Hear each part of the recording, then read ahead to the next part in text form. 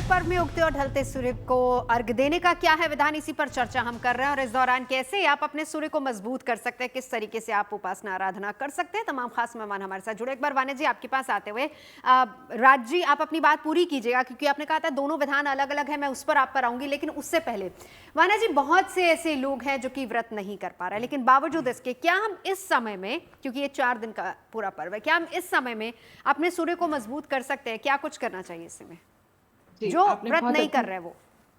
जी, जो लोग भी व्रत नहीं कर रहे हैं, उनसे मैं ये कहूँगी कि एटलीस्ट आप अर्घ जो है, वो सूर्य को आप ज़रूर दें।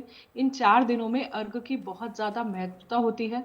अगर आप ढलते सूरज को भी अर्घ देते हैं, तो जीवन में जब भी हमारे पास विपरीत परिस्थितियाँ, टफ सर्कमस्टांसेस आते हैं, तो ईश्वर हमारे साथ खड़ा होता है। दूसरी बात जो बहुत इम्पोर्टेंट पॉइंट है कि जब हम उगते हुए सूरज का सम्मान करते हैं, तो हमें उनकी विदाई, जो ढलता हुआ सूरज है, उसका भी सम्मान करना चाहिए। मंत्र कुछ इस प्रकार है: ओम आदित्याय नमः, ओम भास्कराय नमः, ओम छठी मैया नमः, ओम हिरण्य गर्भे नमः। आपको ये सारे मंत्र जो हैं करने हैं। जल में जो है आप थोड़ा सा कुमकुम डाल सकते हैं, थोड़ा सा लाल फूल डाल सकते हैं। और जो इसके अर्घ होते हैं, जो छठी मैया के अर्घ होते हैं, जो सूर्य देव के अर्घ होते हैं, इसमें जो है दूध भी डलता है जल में। जो तीसरे दिन का जो अर्घ का विधान होता है, उसमें दूध डलता है, गंगा जल डलता है, सूप होता है, सूप की टोकरी होती है, उसके अंदर फूल रखे जाते हैं, फल रखे जाते हैं, सिंगाड़े रखे जाते हैं, मूली रखी जाती है, केला रखा जाता है और नारियल रखा जाता है। ये सारी चीजें, और कमर तक आपको जो पानी का लेवल होता है वो आपके कमर तक आना चाहिए। तो ये ऐसे करके इसमें जो बिल्कुल। इम्पोर्टेंस है, वो ईस्ट से लेकर वेस्ट डायरेक्शन, सनराइज से सनसेट, सनसेट से सनराइज, सभी डायरेक्शंस में जो है आप अर्घ दे सकते हैं। और इसमें जो है आप जब अर्घ देंगे, तो उसके बाद प्रसाद वितरण आप जरूर करें। आप नहीं भी कर रहे हो व्रत, कोई बात नहीं, लेकिन आप अर्घ जो है जरूर दो। उनके मंत्रों का जाप, आदित्य हृदय स्तोत्रम, सूर्य अष्टकम, सूर्य सहस्त्र नाम का पाठ जो है बहुत ही ज्यादा अच्छा है। ये सारी चीजें जो है आप करें अपने घर के ईस्ट डायरेक्शन में बैठ के। और सूर्य को थैंक्स गिविंग इसमें बहुत ज्यादा जरूरी है, क्योंकि सूर्य देव का धन्यवाद करना इस दिन बहुत ज्यादा जरूरी है कि आपकी वजह से ही हमारा ह्यूमन लाइफ का धरती पर बिल्कुल। एग्जिस्टेंस है और सर्वाइवल। तो इसलिए इस तरह से आप अर्घ जरूर दें और उनको थैंक यू जरूर बोलें। ठीक है, अब आपने अर्घ की बात की, मैं नितिशा जी के पास जाऊं उससे पहले जरा राज जी, आप चर्चा कर रहे थे कि नियम बहुत अलग अलग हैं डूबते और उगते सूर्य को अर्घ देने के लिए, और उन नियमों का पालन करना बहुत जरूरी है। जरा एक बार हमारे दर्शकों के लिए बता दीजिए दोनों के नियम क्या क्या है। देखिए, अगर उगते और डूबते, मैंने स्टार्टिंग से नियम की बात की है, और अगर मैं नहाए खाए के दिन के मैंने नियम को आपको चर्चा किया, खरना के दिन आपको क्या करना चाहिए। अच्छा, खरना के दिन एक बड़ा डिफरेंट, नहाए खाए के दिन बड़ा डिफरेंट है कि चावल कौन सा प्रयोग किया था। अरवा चावल, जो बिल्कुल उसी वर्ष में चावल हुआ हो, उस चावल के प्रयोग का विधान है। अच्छा, जिस दिन सजिया अर्घ रात्रि को दिया जाता है, उस दिन शास्त्रोक्त नियम है कि जो अर्घ में लोटा प्रयोग किया जाता है, वो लोटा स्पेशली स्टील का होना चाहिए, चांदी का होना चाहिए। तांबे के लोटे का प्रयोग नहीं किया जाता है, क्योंकि उस दिन जो अर्घ देने का विधान है वो दुग्ध से अर्घ देने का विधान है। और दुग्ध से अर्घ दे करके हम क्या करते हैं, जल के अंदर खड़े होकर के दुग्ध को अस्त होते हुए सूर्य को, जब ढलते हुए सूर्य को अर्घ देते हैं, तो हम अपनी मानसिक शक्ति के लिए सबसे पहले प्रार्थना करते हैं। क्योंकि बहुत सारी जगह पर इस प्रकार की है कि हमारे सम्मानीय जो उपासक हैं, वो क्या करते हैं कि पूरी रात जल में खड़े रहते हैं और सुबह जब सूर्य उदय होता है तो वहां अर्घ दे करके और फिर अपने व्रत को संपूर्ण करते हैं। अब धीरे धीरे परंपराओं में थोड़ी कमी आई है, रात को थोड़ी देर खड़े होना या फिर सुबह जाकर के खड़े होना, लेकिन पहले ये परंपरा थी और अभी भी कुछ जगह पर यह परंपरा है कि पूरी रात्रि। तो खड़े होने के लिए हमको क्या चाहिए, पूरी रात्रि हम जल के अंदर खड़े रह सकें, उसके लिए हमको क्या करना चाहिए, हमारी मानसिक शक्ति दृढ़ होनी चाहिए।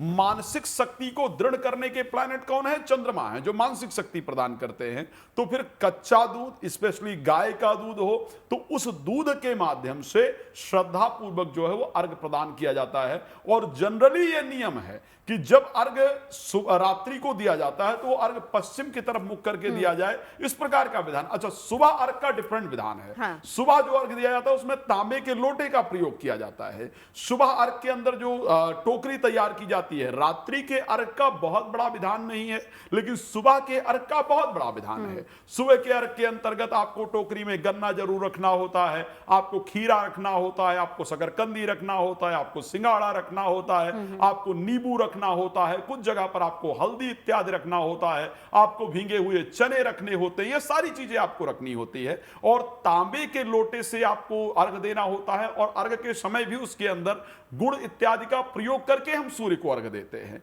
तो दोनों के जो अर्घ का विधान है वो बिल्कुल डिफरेंट है। अच्छा, दोनों के अर्घ में आप सोचिए, रात्रि को आपने जब प्रयोग किया है तो क्या किया है? रात्रि को अर्घ देते हुए आपने सबसे पहले अपनी मानसिक शक्ति के लिए, चंद्रमा को स्ट्रांग करने के लिए दुग्ध से जल के अंतर अर्घ दिया है।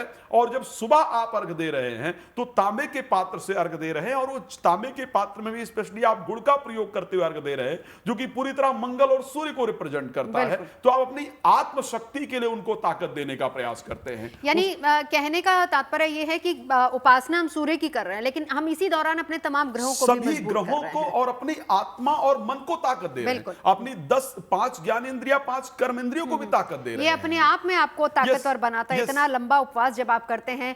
नितिशा जी, इसमें जैसा सभी लोग बता रहे हैं कि दान का बहुत खास महत्व होता है। दान कब और कैसे देना चाहिए, कौन सा दान होना चाहिए? जी, थैंक यू नवजोत जी। और देखिए, सूर्य प्राण शक्ति है, हमारी आत्मिक शक्ति है। तो सूर्य से संबंधित हम जितना भी दान करते हैं वो हमारे नवग्रहों को संतुष्ट करता है। नवग्रहों के राजा है सूर्य, तो जब राजा प्रसन्न होंगे तो हमारे नवग्रह प्रसन्न होंगे। जैसे गुरु के साथ जब सूर्य मिलते हैं तो गुरु आदित्य योग बनाते हैं, बुध के साथ बुध आदित्य योग बनाते हैं, मंगल के साथ वीर साहस योग बना देते हैं। तो ऐसे ही वो जिस जिस ग्रह के साथ जुड़ रहे हैं उस ग्रह से अच्छी ऊर्जाएं हमें प्रदान करते हैं। तो सबसे पहले मैं यही कहूंगी, अगला साल 2026 भी शुरुआत होने वाली है, जिनके अंक अगर टोटल आएगा तो सूर्य का नंबर आ रहा है 1 नंबर। तो सभी को सूर्य उपासना, सूर्य देवता को जल देना, ये तो करना ही चाहिए। साथ ही साथ ओम गुरिनी सूर्याय नमः, ओम भास्कराय नमः, आदित्य हृदय स्तोत, राम रक्षा स्तोत, ये जरूर पढ़े। ये साल आप लोगों के लिए बेहद शुभ जाएगा अगर आप सूर्य उपासना करते हैं।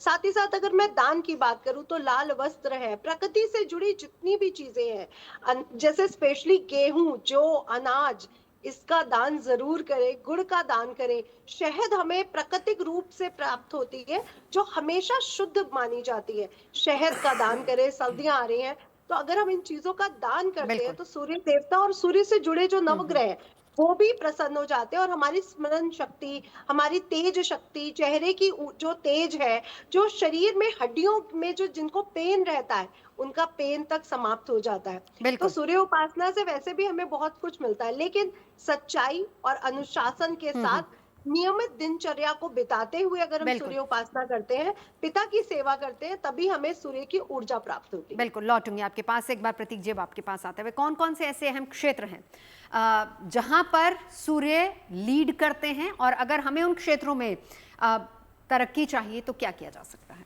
कोई भी क्षेत्र हो, जीवन का कोई भी समस्या हो, उसके लिए सबसे अच्छा मंत्र ओम षष्ठी देव्याय नमः।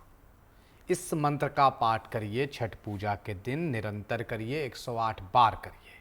उसके बाद ओम घृणी सूर्याय नमः इस मंत्र का पाठ कर सकते हैं। आदित्य हृदय स्तोत्र का पाठ कर सकते हैं, क्योंकि श्री रामचंद्र भगवान ने भी ये मंत्र का पाठ किया था और कहते हैं कि सारा संकट नाशक है राम रक्षा स्तोत्र, आदित्य हृदय स्तोत्र, इनका पाठ आप कर सकते हैं। अब आपने बात करी, अगर कोई व्यक्ति सरकारी नौकरी में सफल होना चाहता है, उच्च पद पर जाना चाहता है, चाहे प्रमोशन रुका हुआ हो तो, चाहे IAS PCS बनना हो तो, चाहे किसी भी तरह की कोई भी सरकारी नौकरी चाहिए हो, उसके लिए सूर्य और मंगल का आशीर्वाद जरूरी होता है। सूर्य प्राइम इसलिए क्योंकि एडमिनिस्ट्रेटिव पोजीशन है। तो आपको इन छठ के चारों दिन रेगुलर राम रक्षा स्तोत्र, आदित्य हृदय स्तोत्र, ओम घृणी सूर्याय नमः, ओम षष्ठी देव्याय नमः, इसका पाठ करते रहना है। किसी भी तरह के कंपटीशन में भाग लेने जा रहे हैं, नहीं निकल पा रहा है IAS PCS या कोई सरकारी नौकरी, इन 4 दिनों का लाभ उठाइए। दूसरी बात, जो लोग बहुत बीमार हैं नवजोत जी, क्योंकि आरोग्यता के कारक कहे गए हैं सूर्य, उनको खास तौर से रोज सुबह जब सूर्य देव निकलें अपनी दवाएं पर्चे वहां रख दीजिए, सूर्यदेव को अर्घ दीजिए। शाम को भी यही करिए और उसके बाद वो दवाएं और वो पर्चे आप कंटिन्यूअस दवाएं को खाते रहिए। उसी के साथ साथ ऐसे रोगी व्यक्ति जिनकी कंटिन्यूस दवाएं चल रही, खत्म नहीं हो पा रही हैं, उन्हें वही दवाएं किसी व्यक्ति को तलाश के इन 4 दिनों में दान दे देनी चाहिए। ये रही बात आरोग्यता की और नौकरी पेशा की। अब बात करते हैं धन की। धन के भी स्वामी, क्योंकि काल पुरुष की कुंडली में पंचम भाव के स्वामी, पंचम भाव लक्ष्मी स्थान है, तो इसलिए खास तौर से ऐसे लोगों को घी का दीपक 4 दिन जलाना चाहिए संध्या काल के समय जब अर्घ दे रहे हों, और अगर अर्घ दे चुके हों तो विष्णु जी के आगे जला दीजिए। ओम सूर्याय नमः का 108 बार पाठ करिए। ये धन से संबंधित समस्याएं खत्म कर देगा।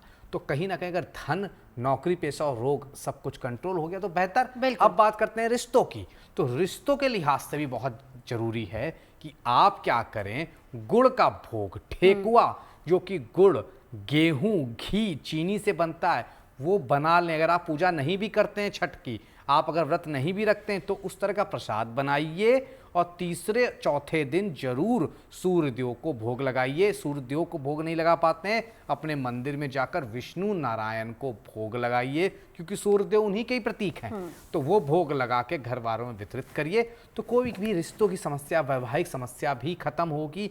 और अगर किसी स्त्री का विवाह नहीं हो रहा है, 4 दिन ये कार्य कर ले, देख लीजिएगा कोई वो लड़की का विवाह भी हो जाए। चलिए राज जी, आपके पास आते हुए 2 सवाल हैं। पहला तो ये कि जल में खड़े होकर अर्घ देने का अर्थ क्या होता है। दूसरा ये कि पिता के कारक सूर्य माने जाते हैं, तो पिता पुत्र के रिलेशन को ठीक करने के लिए को देखिए, सूर्य को लेकर के मैं अगर नवजोत जी कारक की बात करूं तो शायद मैं सबसे पहले कहूं कि सूर्य ही वो ग्रह हैं, सूर्य ही वो देवता है, मैं स्पेशली कहूंगा, जिनके चारों तरफ ग्रह चक्कर काटते हैं। सूर्य ही वो देवता है जिनकी रोशनी से चीजों का कलर परिवर्तन होता है। उनकी जो 7 रश्मियां निकलती हैं, जो 7 किरणें निकलती हैं, वो जिन पर पड़ती हैं उनका कलर उनकी किरणों के अनुसार परिवर्तित होता है। अगर मैं सूर्य के कारक की बात करूं तो मुझे लगता है मैं गिनती कराते कराते भूल जाऊंगा। सूर्य गोल्ड के कारक हैं, सूर्य कपास के कारक हैं, सूर्य उन वृक्षों के कारक हैं जो लंबे वृक्ष हैं उनके कारक हैं। बॉडी में बात करूं तो सूर्य हमारी हड्डी के कारक हैं। शरीर में बात करूं तो पित्त प्रकृति के कारक हैं जिनसे हमारा खाना इत्यादि डाइजेस्ट होता है। बालों की बात करूं तो सूर्य हमारे बालों के कारक हैं। आगे मैं जाऊंगा तो शायद सूर्य एजुकेशन, पंचम भाव कालपुरुष की कुंडली का उनके पास है, तो एजुकेशन के कारक हैं, मित्रता के कारक हैं, प्रेम संबंध के कारक हैं, संतान के कारक हैं, पिता के कारक तो एक्चुअल में सूर्य हैं ही। उसके साथ हमारे मस्तिष्क के कारक, ललाट के कारक अगर कहीं कहे जाते हैं तो सूर्य कहे जाते हैं। तो यदि किसी भी परिस्थिति में, चाहे वो एजुकेशन से रिलेटेड प्रॉब्लम आ रही है, चाहे वो पिता पुत्र के रिलेशनशिप को लेकर के बात की जाए, उस पे चर्चा की जाए, इस व्रत के माध्यम से सूर्य को अर्घ इत्यादि दे करके, सूर्य को प्रसन्न करके, इन सभी चीजों का फल हम बहुत स्पष्ट रूप से, बहुत साधारणतया प्राप्त कर सकते हैं। अच्छा, मैंने बार बार कहा है कि ठीक है, ऐसा नहीं है कि जिस प्रकार व्रत की परंपरा है अगर उस प्रकार किया जाए तो उसका फल बहुत सुंदर तरीके से प्राप्त होता है, लेकिन अगर उस परंपरा को हम नहीं फॉलो कर सकते हैं तो यह कहा जाता है छठी के व्रत में कि जो व्रत कर रहे हैं या कर रही हैं, उनका दर्शन कर लेने मात्र से आपका पाप नष्ट हो जाता है। तो आप उनके लिए कोई मदद कर सकें, घाट बन रहा है उसमें आप मदद कर लीजिए, कुछ कंट्रीब्यूशन कर दीजिए। उसमें भी शुद्धता का बहुत खास Yes, ख्याल बिल्कुल, रखना पड़ता है। सबसे- चलिए, वक्त की कमी है। आखिर वाना जी, आपके पास आते हुए, सूर्य को प्रमोशन का कारक भी माना जाता है। एक उपाय जिससे हम सूर्य को प्रसन्न कर सकते हैं इस छठ व्रत के दौरान। देखिए, सबसे ज्यादा सूर्य को अर्घ देना इंपॉर्टेंट है, छठी मैया की हेल्प करना इंपॉर्टेंट है, और इसके अलावा जो है आदित्य हृदय स्तोत्रम का पाठ और सूर्य नमस्कार जो है आप इसमें रेगुलर करें। सूर्य देव के 12 नाम लेके सूर्य देव की 12 परिक्रमा करें। 3rd डे जो छठ का है उस दिन आप वेस्ट डायरेक्शन में अर्घ दें और नेक्स्ट डे ईस्ट में दें। वेस्ट टू ईस्ट आपको दोनों अर्घ देने हैं। थैंक यू जरूर करें उषा को भी और प्रत्युषा को भी, और इस टाइम पर जितना हो सकता है सूर्य से पके हुए फलों का दान करें। बिल्कुल, सूर्य से पके हुए फलों का दान आपको करना चाहिए। दान भी इंपॉर्टेंट है, पूजा भी इंपॉर्टेंट है, और अगर आप उपवास नहीं भी कर रहे हैं और जो व्रती हैं अगर आप उनकी मदद भी कर देते हैं तो भी उतना ही पुण्य आपको मिलता है। एक बार प्रतीक जी, आपके पास आते हुए, जो इस समय की ग्रह दशा है उस हिसाब से कोई एक उपाय अगर आप बता पाए। देखिए, जो ग्रह गोचर है वो बड़ा मजबूत हो चला है, क्योंकि बृहस्पति की चाल बदली है, उच्च के हो गए, और 27 तारीख से बृहस्पति मंगल का नवपंचम योग, उसके पहले बुध का नवपंचम योग, आज निश्चित तौर पर अपने आप में स्थितियां बेहतर हो गई पहले से। तो इसलिए अगर आप सब लोग आज के दिन क्या करें कि अगर अपना, या फिर अगर आज संध्या काल है, कल सुबह कर सकते हैं, आप क्या करें, अपने पानी में गंगा जल डाल लें और थोड़ी सी हल्दी डाल के नहाएं। उसके बाद विष्णु स्तोत्र पढ़ें, विष्णु सहस्त्रनाम का पाठ करें। अगर ये भी बड़ा लगता है तो विष्णु चालीसा या नारायण कवच पढ़ लें। इससे कहीं ना कहीं जो भी इस समय ग्रह गोचर की स्थिति, सूर्य की अपनी नीच राशि में, बृहस्पति की उच्च राशि में, मंगल की स्व राशि में, आपको उससे निश्चित लाभ होगा। और आने वाले 2 महीने तो वैसे भी तमाम लोगों के लिए बहुत अच्छे जाने वाले हैं। एक उपाय राजी। अगर मैं उपाय की बात करूं, मैं बहुत सिंपल सा उपाय की चर्चा करूंगा। मुझे लगता है कि एक बहुत सुंदर मंत्र है, आदित्याय च विद्महे प्रभाकराय च धीमहि तन्नो सूर्यः प्रचोदयात्। सूर्य गायत्री कहा जाता है। नहाइए और श्रद्धा से बैठ करके 108 बार संभव हो तो जप कर लीजिए।